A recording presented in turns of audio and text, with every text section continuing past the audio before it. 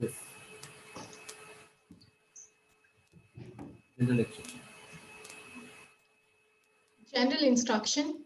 Dear participants, we had a wonderful session. Please all join back shortly by 10:25 a.m. using the same link. Thank you. I welcome everyone to the fifth session of MDP organized by KRISTU School of Management. India's gems and jewelry sector is one of the most largest in the world, contributing 29% to the global jewelry consumption. The sector has to more than 3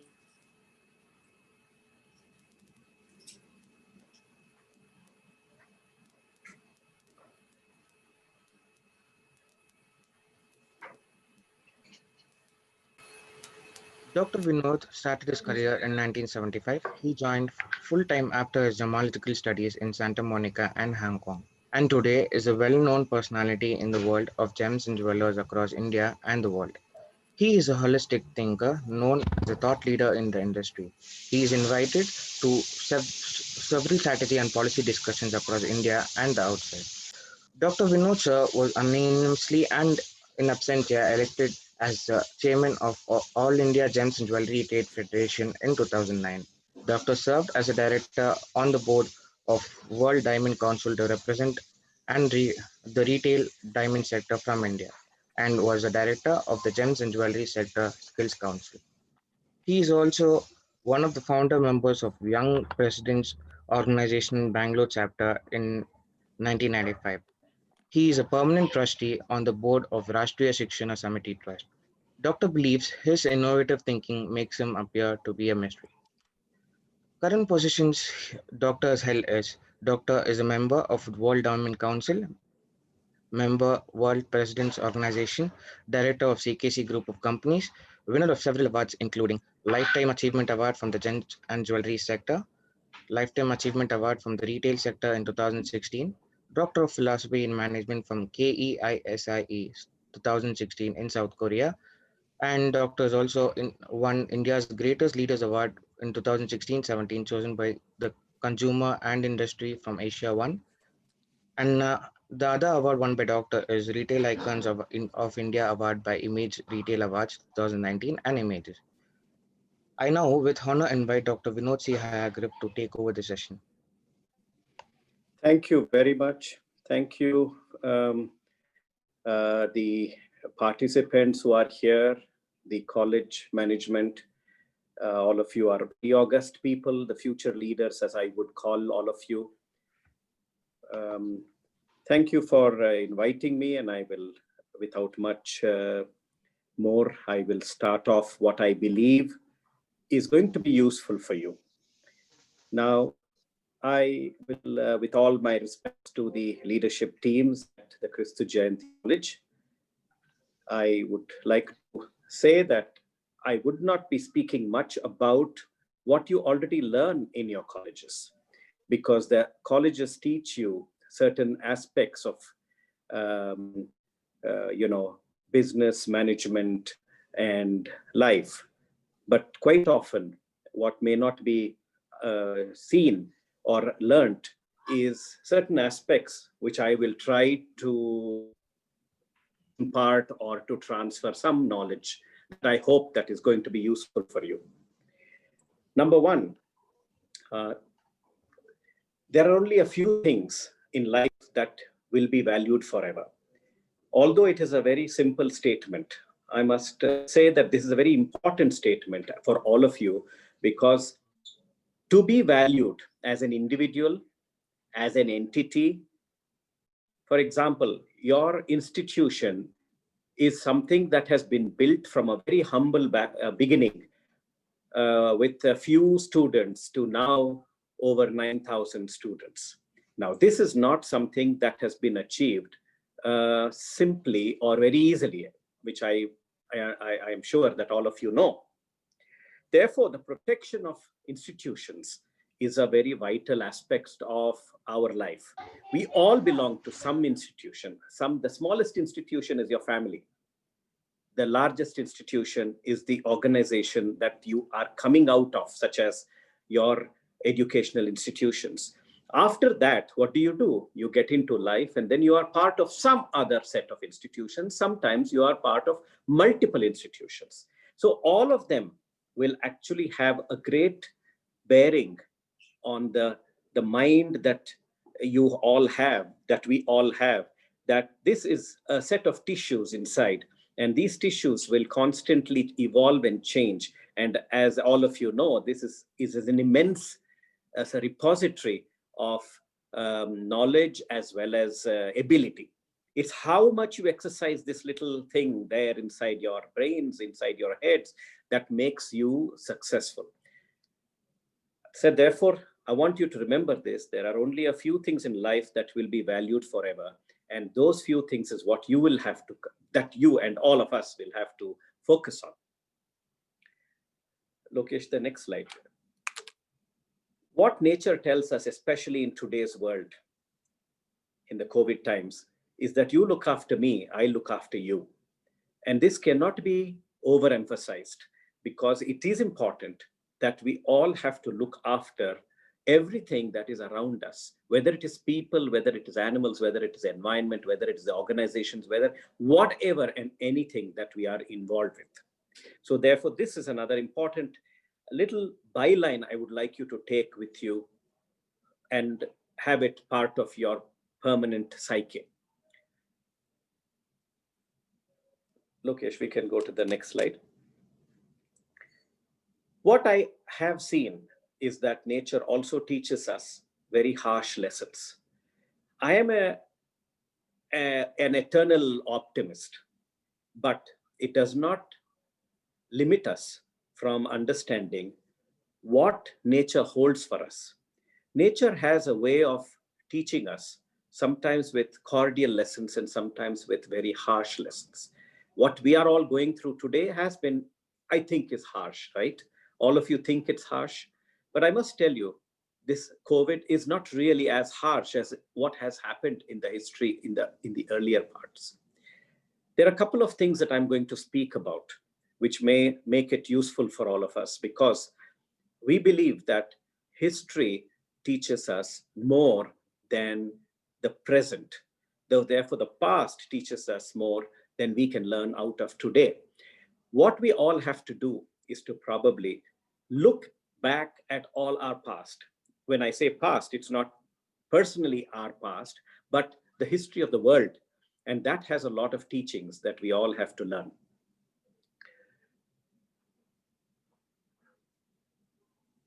I believe that COVID is only one such event that has happened.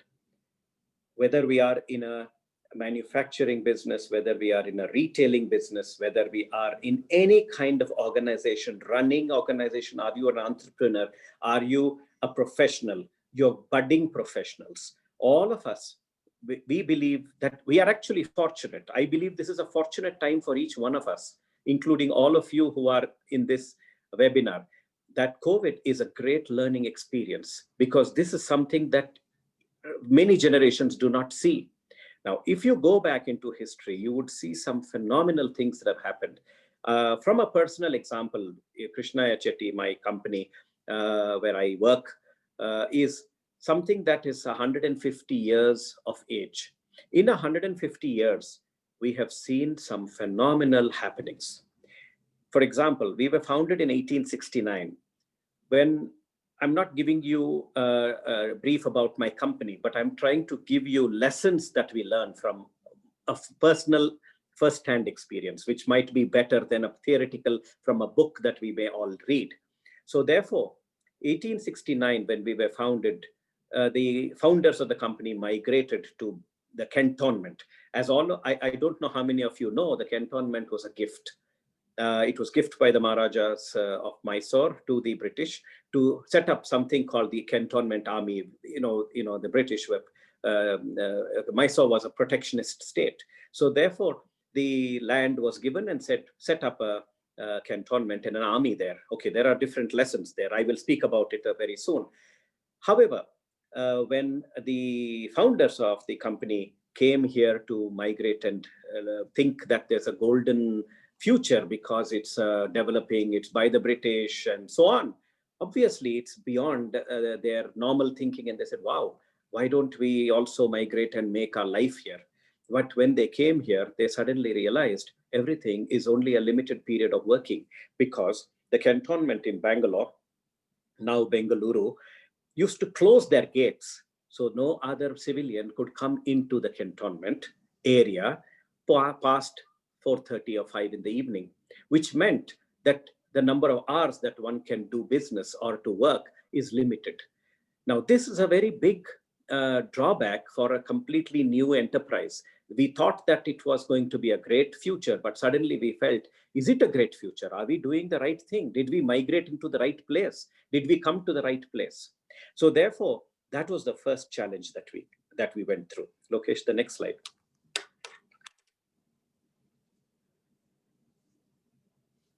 Next slide, Lokesh.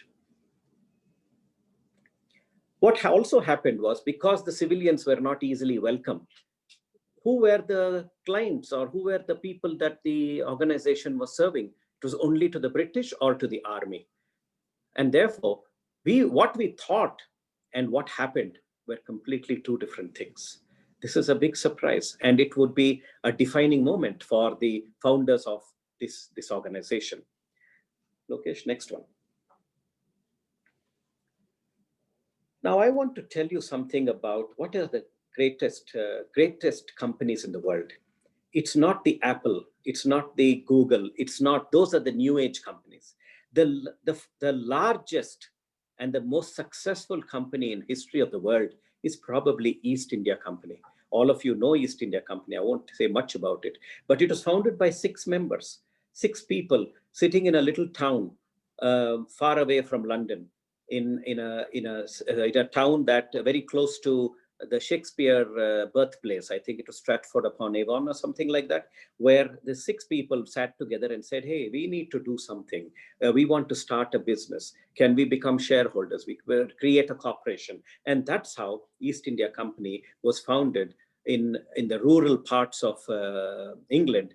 And they took them 6 full years to get the royal court's permission to build a ship, and that can sail outside of England across the Cape of Good Hope in Africa and come over to India via Calcutta. Now, how did this happen? It took 6 months to bring about an understanding of 6 people. Then it took 6 years for them to get the royal decree to start a ship and then sail across. It was not easy. I must tell you a couple of things. Businesses, organizations are built out of some luck, but also a lot of hard work and a lot of strategy. Quite often you would hear the word strategy in your education. What really is strategy? I'm giving you these East India Company's little bit of strategy. 6 people got together, asked everybody, can you all contribute capital? Very few people actually had the confidence that they can, if they contribute capital, there'll be some profit out of it. And therefore, it did not happen so easily. However, the 6 people put in a lot of their money, almost all of what they had, and created this. And of course, keep in mind what really made them so energetic. It is because they were already not the leaders. The Portuguese, the French were already way ahead in maritime activities. So they had already started sailing the world, and England, the English were always the last, amongst the last. So they already had, they were behind time. And therefore they said, can we beat the Portuguese and can we beat the French? They were far superior race in comparison to the British or the English. So therefore, it took a lot of confidence building. So any business takes a lot of confidence building in order to bring about a unified outcome. So therefore, another interesting thing was that, much later, 100 years later, what I'm talking about when this was formed was in the early 1700s. And then by the time they ventured out, it was about 1726 or 1730. And slowly they built their fortunes. What they had, of course, asked the royal court is, can we raise an army? Because we are going into foreign land and we don't know what rebels will be there. So therefore, we have to protect ourselves, and can we raise an army? And the royal decree was, yes, you can raise an army. So East India Company was one of the first business companies where they were allowed to raise an army. But that army, the rest is history, all of you know, became rulers of India. Now, what happened? Why did the British Queen become Empress of India? Do you know that the Empress, when she became the Empress of India, it was not because she was made the Empress of India. She was losing ground in England, because in England it was becoming a democracy. That means there was a parliament being formed in the mid to late 1700s, and the empress was going to be only a titular head or a figurehead, and therefore she said, "Hey, I'm not going to be a queen anymore. I'm not ruling the land anymore." What she said was, when the East India Company said that we're defeating the Mughals over here, and therefore you can be the Empress of India. She said, "Wow, then I'm going to be the Empress of India. Yes, I would like to be the Empress of India." So therefore she became a true leader or queen of India. But then she was actually a titular head in her own land. Lokesh, the next slide.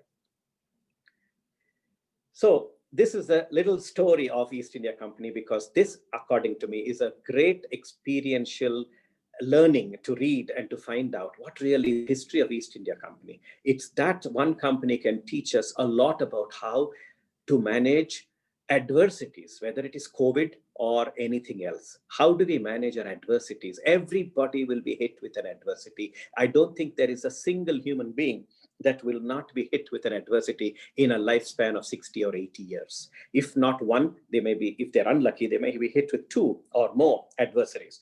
Therefore, it's important for all of us, all of you who are coming out of college, who are getting into real life, who are going to lead families and lead organizations and corporations. You got to know that you have to have a very strong willpower. You need to have a very strong heart and mind to not to be demoralized with little things that may come up on your screen, in your life. What you need to be able to do is to rise to the occasion and actually fight the situations that come up unexpectedly. Lokesh, the next one. I think I already spoke about this. Empress of India was by chance. It was more an ego trip. She said, I'm losing my queenhood in England. Let me continue to be Empress of India. By the way, there's a very interesting story that I will tell you. When she became an Empress of India, I'm talking now about ego. All people, professionals, leaders of organizations, leaders of the country, leaders of people, leaders of groups of people, anybody, there is a certain thing called ego. And that ego is something that will not go away. It will be utopian to think ego will go away. It will be utopian to think that we can come to a situation of an egoless world. It will never happen. That's part and parcel of your life. Therefore, you and your fraternity, everybody will have a little or more of that aspect of ego. The reason that I'm speaking about that ego is that how it was demonstrated by the Queen herself. When she became Empress of India, she was to visit Delhi to give a declaration that she is an Empress of India. However, she could not make it, so it was her son, I think it was George or Edward, I'm forgetting the name of her son, but this is the Victoria's, the Queen Victoria's son, and when he came to the ramparts of Red Fort in Delhi, he was to read a speech to the Indian population, but that ego of the Queen said, "Hey, my son, you are going to India and you are going to be on the ramparts of the Red Fort, and you're going to be speaking to India. You know what Indians will think? That you are the king and I am not the queen." And this ego made her to ensure that her son will go to India, but will not give that speech. This is the kind of ego that we all come across in life. According to how I look at it, it's a good thing. The reason is,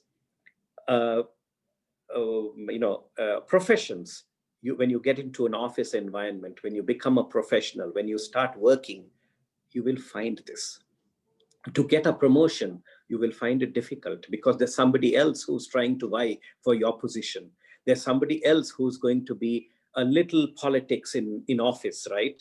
In everywhere, there's going to be this. We all came out of the jungle, so therefore keep in mind that we are animals at some point where the evolution hasn't happened, and it may not happen for another million years. Therefore, it will, please understand, reality is such that we would need to live with this. We can't be unhappy with this. We have to be happy with this. This is the lessons that we learn out of looking around us and being away from the personal situation. Look at it from above and understand what we should do and what we should not do. I'll come back to COVID, what we do. The next slide, Lokesh. The next slide. So therefore, risk-taking is an important ability. Whether you are an entrepreneur, whether you are going to be a professional, whether you're going to be taking up an artistic job, whether you're going to be an architect, whether you're going to be anything, a doctor, you're going to be having risks. And that's a risk that you need to be ready for. It's very similar to jumping off a cliff. The only thing is there's a rope attached. So you will never die. But yes, you have to climb back up. That means you got to have physical strength. So therefore, your mental strength and your physical strength, and of course, your emotional strength, are all very important to overcome very difficult situations. And none of us can ever say that we'll never come across a difficult situation. We will be having difficult situations right through our life. Next slide. I believe history repeats, an uncanny repetition, but in a slightly different avatar. Next slide, I will show you what are these kind of things that would come across. Do case studies. I think all institutions allow you to do case studies. Do more than a few case studies. Do innumerable number of case studies and continue to do case studies until the last day of your life. You will never stop learning. The case studies would have to continue right through your end to the last day of your life. Okay, next slide. Let me tell you, this is what we have went through in the last 150 years. We've been through earthquakes. We've been through the plague. We've been through the World War I. We've been through the Spanish flu. We've been through the Great Depression, which was international, but India was also affected at that point of time. World War II, struggle for independence interrupted a lot of activities. We in our industry had a Gold Control Act, which was introduced in 1962, which disrupted the entire industry. Then suddenly, when we were all used to quota systems and license Raj, as we called it, the economy opened up. What we were used to became, you have to reinvent yourself. So opening up the economy in 1992. Then all of you know the meltdown that happened in 2008 with Arthur Andersen and fiasco. And now it is the COVID. So therefore, keep in mind, if you look back 1, 2, 3, 4, 5, 6, 7, 8, 9, 10, 11 occasions in 150 years, that's an average of one problem, large problem, every decade. This is not, it is not, it's not something to be ignoring. This is part and parcel. The only problem that we all go through is, will we be alive? Can we come out of these little situations? I say little because it depends on your ability to withstand it, whether it will be little or a great adversity. Therefore, I'm giving you this real life example that there are 11 earth-shaking events that happened in a 150-year span. Now, therefore, what makes an organization great is the ability to withstand these pressures and these adversities and still grow, like KRISTU JAYANTI University itself has grown from a few hundred to as many thousand students. It's an organization that's been built. I know for a fact it's been built out of great stress, great sweat, and a great effort. And thanks to all students like you and people who have got out of and become part of the alumni, all of you are actually helping build this organization and helping to support the organization for the next, decade or 3 or 5 decades. Lokesh, the next one. Therefore, I believe the future post-pandemic life will be very different. But what I see is that preparedness is necessary. That means you do not prepare when COVID hits you to safeguard against COVID. You would be preparing for adversity. And one of that could be COVID, one of that could be something else. And for all you know, it could be also another Trump coming in. So we do not know what really happens, but when it happens, be ready. You cannot be sure of everything. All that you need to do is to be ready for whatever life throws at you. COVID is only one little thing. Aren't you happy that you are not in the United States or in Europe today and you are in India? How well India has battled COVID. Of course, it's highly debatable in different regions, has been different outcomes. But believe it or not, I believe there's only one thing that you can all do. Don't rely on somebody else to protect you. You have to build what I call islands of excellence. You and your operations, your institutions, your life, your family, your organization, make that, contribute that to become an area of excellence. Because it's not somebody else who's building that excellence, it is you. Each one of us is going to be building that excellence. And believe it or not, although you may not be noticed, you may sometimes be in a large organization, they not know you in person, but your activities, if you've done it with a heart, but of course you've got to express it. You should show yourself. If you're a silent achiever, it's not a great thing. You've got to be an achiever and you've got to show what you've achieved. You've got to showcase it. You've got to go out of your comfort zone. You go against the grain sometimes, but you've got to go and pressure and show your bosses, show your higher ups that this is what I can do, this is what I've done, and show your results. Therefore, all of these prove to be a success factor. Lokesh, the next one. Okay, now you look at this particular image here. This is me on the right side, and these are two little diamonds. They are some of the finest diamonds. Sometimes we wonder, what are we doing, right? All of you, at some point of time when you get out of your institutions and colleges, education, and you go into, professional life, 5 years, 10 years, you're doing the same thing. What am I doing? Am I doing something different? Where is the excitement in life? So therefore, sometimes you'll have to keep looking out for little excitements. You won't get a roller coaster ride right through life, but you will get little sparks of innovation, sparks of ideas. You'll get some incredible opportunities that may just land on your table. It might be in your mail.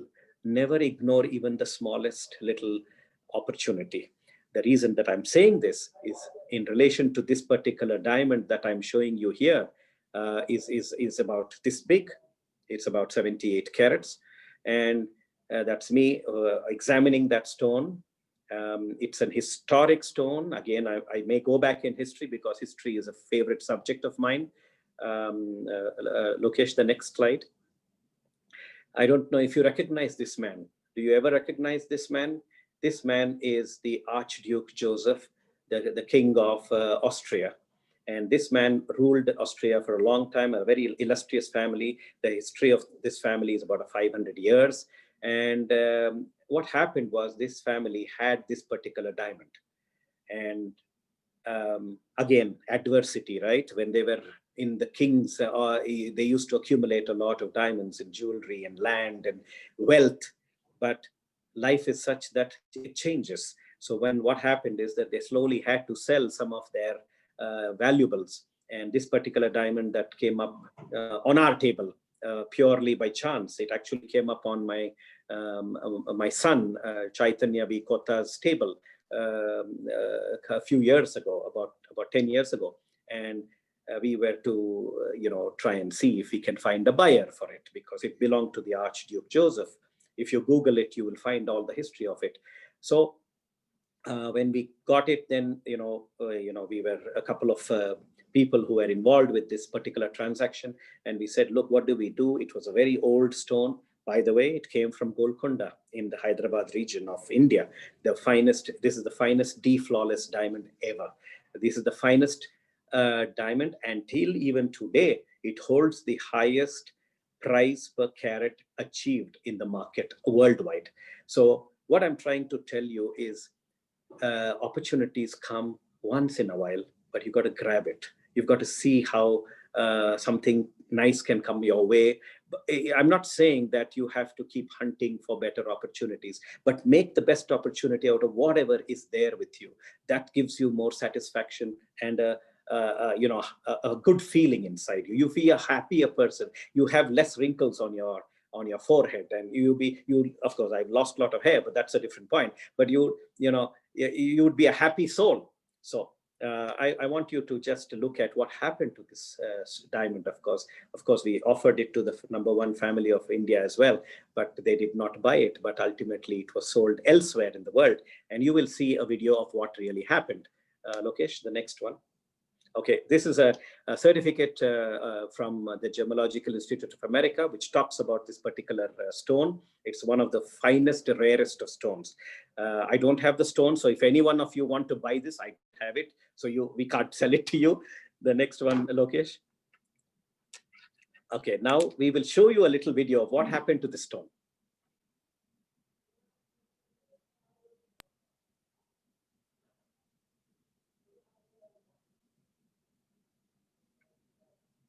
Just hold for a minute, a few seconds. I think we'll put the video on. And how did this stone, all the way from India, land up in Austria, and what happened afterwards? Lokesh, okay? Having any trouble uploading?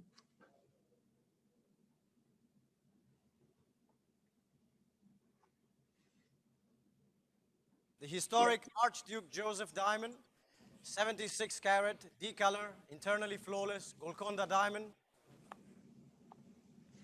The largest DIF ever graded at the GIA, lot number 350. 8 million francs. 17,700,000, 17,700,000. 79, Miriam. 79. Here we are on my left. 18 million. 18,100,000. Pour 18 millions, 100,000 francs, the hammer is up. Sold for you, Miriam, 18.1 million francs. Thank you very much.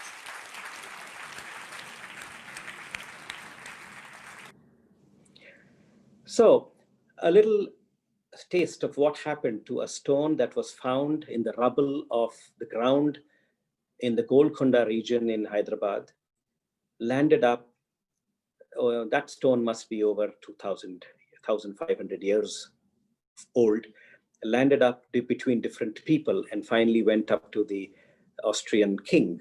And then it came up for sale. Sometimes things, that's why I said history repeats. And then it came back to India in some way. And then finally it was sold at Christie's, including the commissions that were to be paid. It was $21 million for that particular stone. So what I'm trying to say is sometimes you get these kind of opportunities and we do not know what these opportunities, in what way they come. And you can see this particular report. It's listed amongst the most famous historical white diamonds. You can see the Archduke and the last line over here, which is the, I think it's the 1, 2, 3, 4, 5, 6, 7, 8, 9, 10, 11, 12th most famous diamond in the world. This is the kind of excitement that we as jewelers look for. I'm giving you this opportunity to experience this only because I'm trying to convey to you that opportunities land up on our tables without us asking for it. and it just so happens. It depends on how we take it and what we do with it. Okay. Thank you very much for the opportunity for speaking with all of you. I wanted to speak for about 30 minutes, and I think I've spoken a little more than 30 minutes. And I am now open to any questions or any kind of discussions, and we'll all learn out of that. Respected sir, it was a great insightful session. Now the floor is open for questions.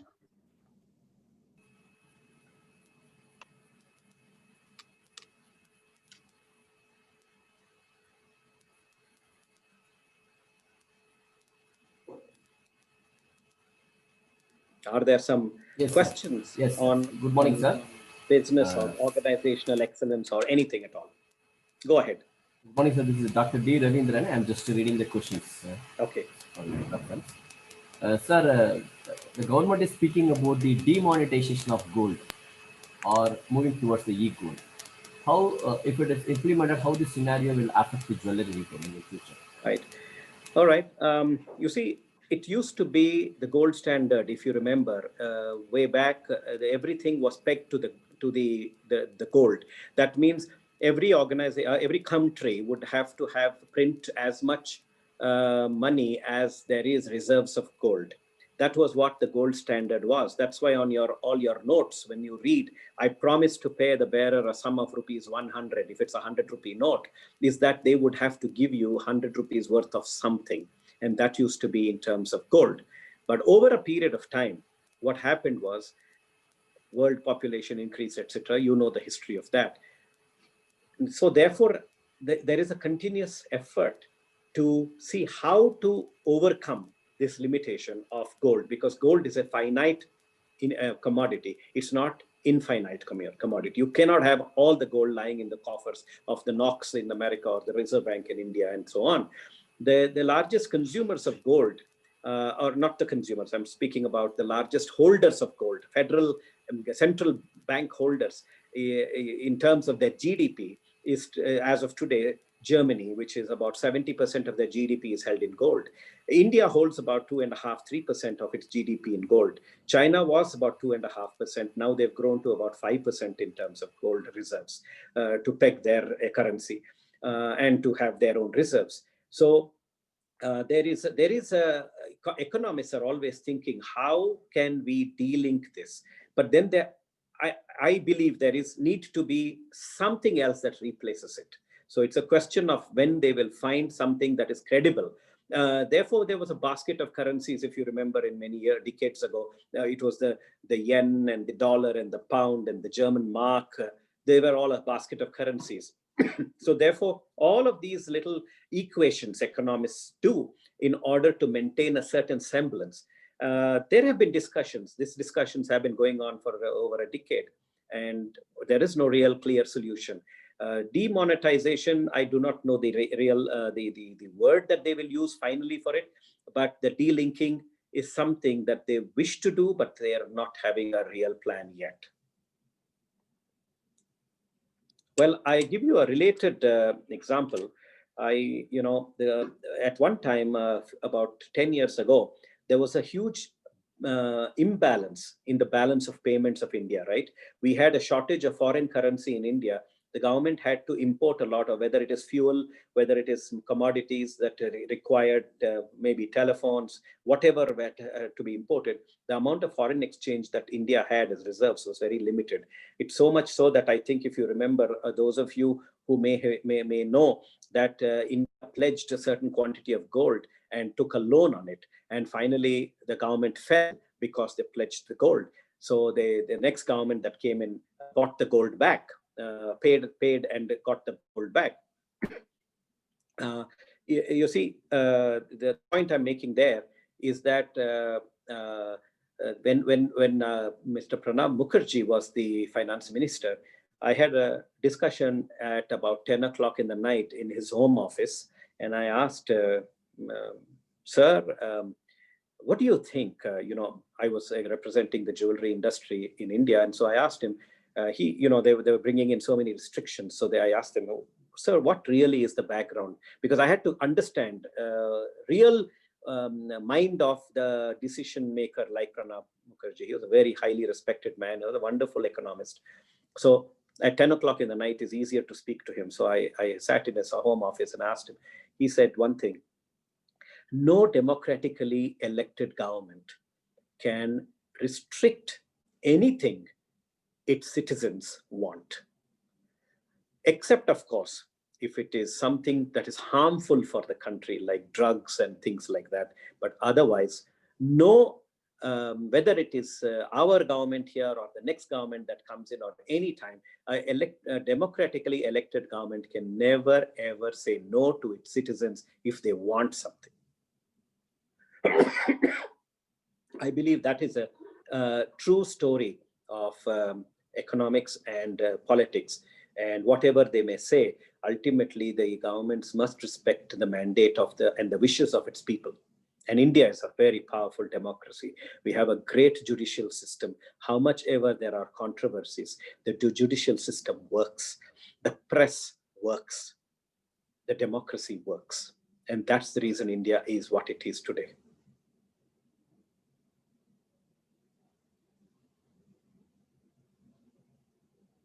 Sir, can I move to the next question? Yes. Sir, how possible is it effective in retailing, specific in jewelry retailing, in gems, the luxury jewelers, through digital retailing? Actually, jewelry retailing, which is specific to luxurious gems, requires store visit, touch, sentiment, and trust. So, if we are going through digital marketing, how it can be possible?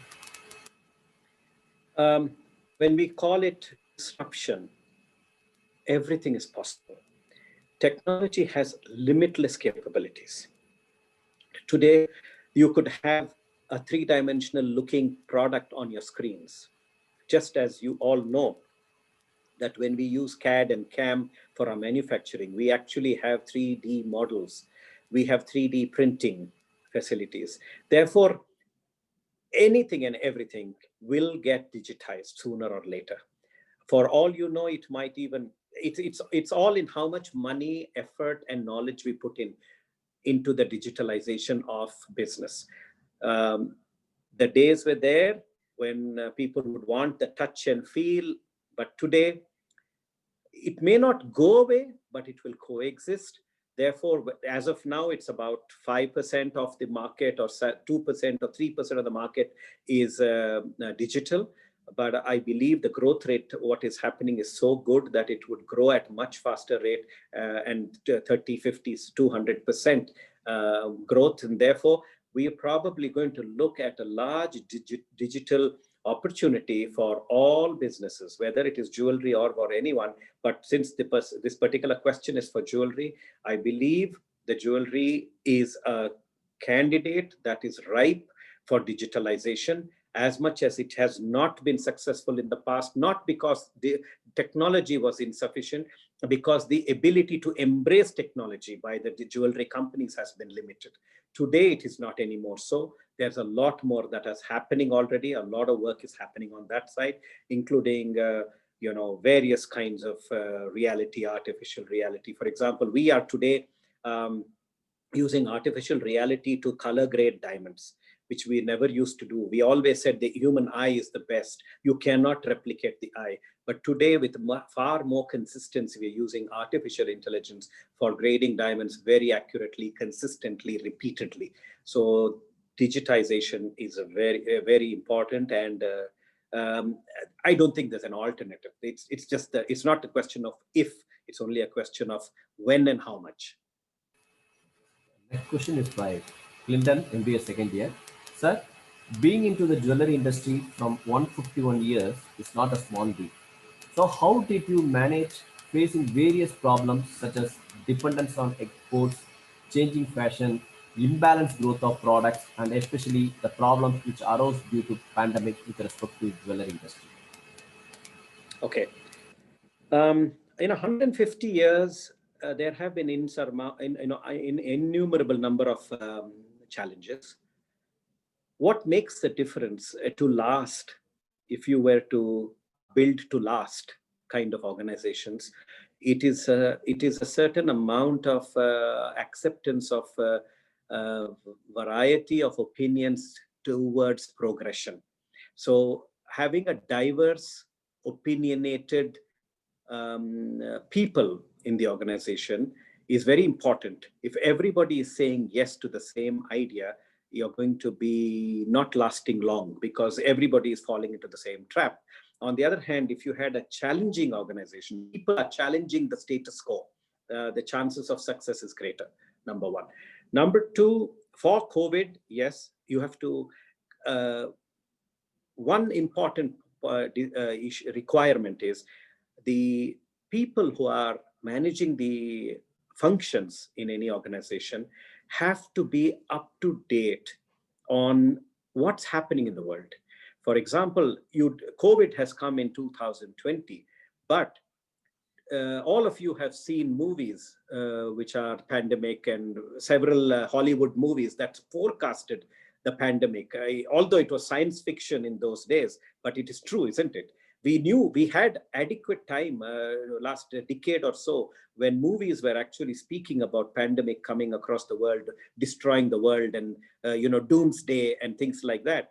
What is important is to be able, the leadership of every organization must be up to date on their reading, on their information, have it ready and follow leads everywhere so that you can quickly adapt to a changing circumstance. When COVID hit us in March, we were amongst the very first companies to put in a very elaborate set of do's and don'ts, guidelines. We call them the COVID advisory at KRISTU Chetty. So what we did was we find, as of now, I think we have a version 7 going on, and we continuously improved according to the government's notifications as well as medical research. So we had doctors who advised us. We had people in the power we were speaking with informally.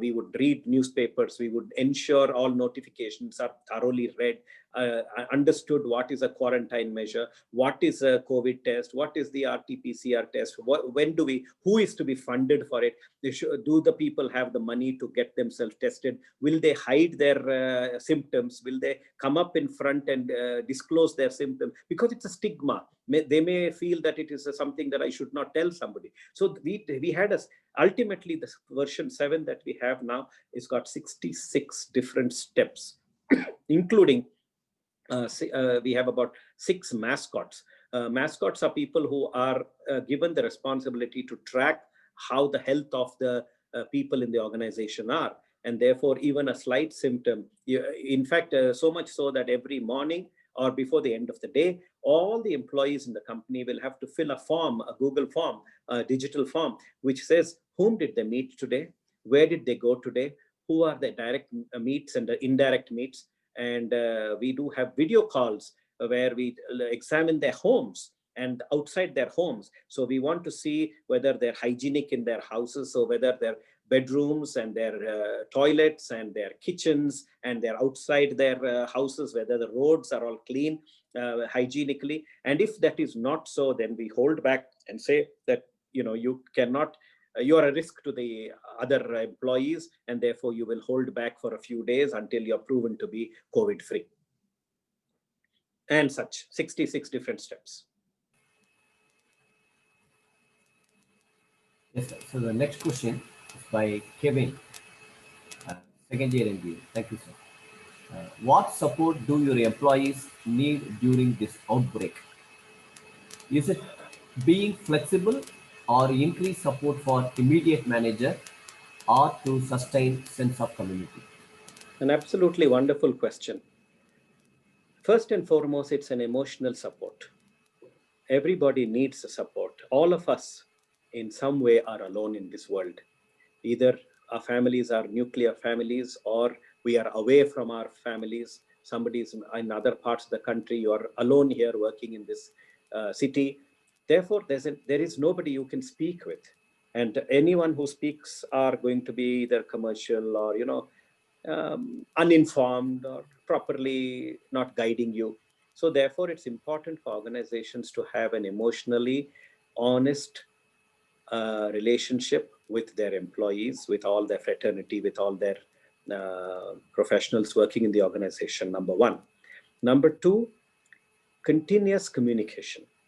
Keep telling people and asking people what problems they have. Number three, if there is an issue, support them.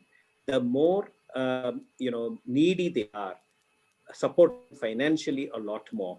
Do not give them the fear that if I'm infected with COVID, what would happen? How will I pay my fees to the hospital or to whatever operations, etc.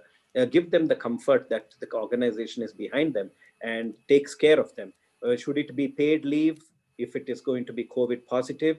These are questions that need to be answered and supported. An organization has to support. There is no better social service that one can do than to their own employees and to their own people who are making the company what it is. Yes, sir. So let it be the last question, sir. It's from our Gayatri from second year MBA. Good morning, sir. Thank you for this wonderful session. You just took us back to the history. My question is, when it comes to retail, how do we manage to cope up with the ever-changing customer expectations? A very nice question. Thank you. That's part and parcel of our psyche. If you are going to be an entrepreneur, you're going to be a leader, you're going to be a professional, accept that a change will happen very frequently. If you read the book, Who Moved My Cheese, for example, it's an old book, but it says that cheese is constantly moving. You have to move with it. Therefore, change is something that you have to be, as I said, be reading, be aware, be exchanging ideas, meet people, discuss openly, frankly, honestly, gather information, and be ready for eventual challenges. Yes, sir. Thank you, sir. Actually, we requested at least 15 to 20 minutes to bear with us, but we extended around 1 hour. Thank you. Thank you very much, sir. Over to you. Thank you. Thank you very much. Thank you, sir, for your insights on East India Company, which was built out of a lot of hard work and the strategies, how to manage with the adversities and to be ready to take up risk with mental and emotional strength, and showing us with the real-time examples and to build ourselves with great excellence. We learned a lot how retailing and India should have to act post-pandemic to survive and lead in right way through your sharing, through historical lessons and marketing inputs. You're a real gem from jewelry industry. We are very grateful to you for taking time out of your busy schedule for this informative presentation. Thank you, sir. MLB, of the department want to conclude. Over to Devi, sir. Okay, yes, sir.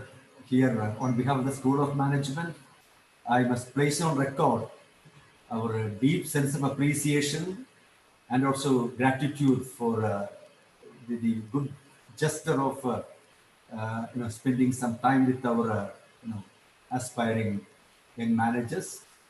The presentation has been wonderful.